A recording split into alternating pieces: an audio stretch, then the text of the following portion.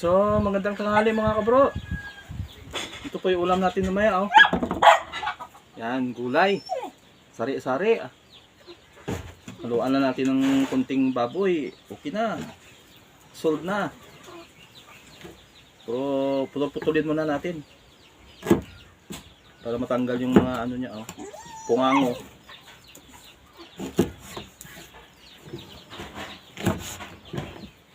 Kahit ano, basta makain, basta makaraos lang sa ulam.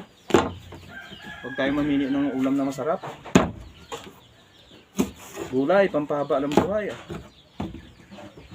Okra, sari-sari ito mga kabro. Okra.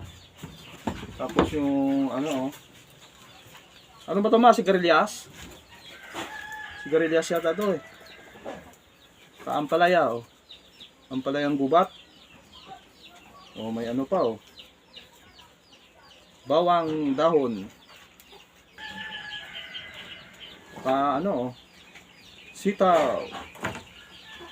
Pagsamasamahin natin mga kabro. Sarap yan, oh.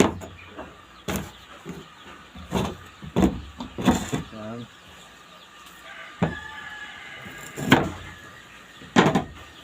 Ampalaya is mapait. Yan, oh. Kunti lang, bibiyakin na natin sa gitna. Ayos na. Si Mrs. mahilig dito, yung ampalaya. Pero ako, hindi ko masyado kinakain to. Tikim lang ako dito. Yan, ayos na. Oh. Saka ito pa, oh. Yan. Hindi ko alam yung pangalan nito.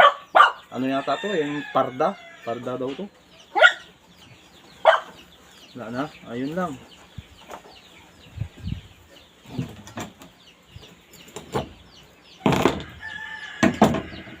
So maraming salamat sa inyong panonood na naman ulit. At sa inyong pagsama. Shout out na pala sa mga minamahal nating followers dyan. Kumusta na po kayo? Sana nasa mabuti po kayong kalagayan. Sa mga OFW po natin, maraming salamat po sa walang sawa nyo sa panonood ng aking mga video. Shout out nga pala kay Ma'am Liba Maria Gomez Ponce. Ma'am, thank you so much sa binigay mong tala. So hanggang dito na lang po yung ating video. God bless and bye bye. Mag-ingat po kayo dyan palagi.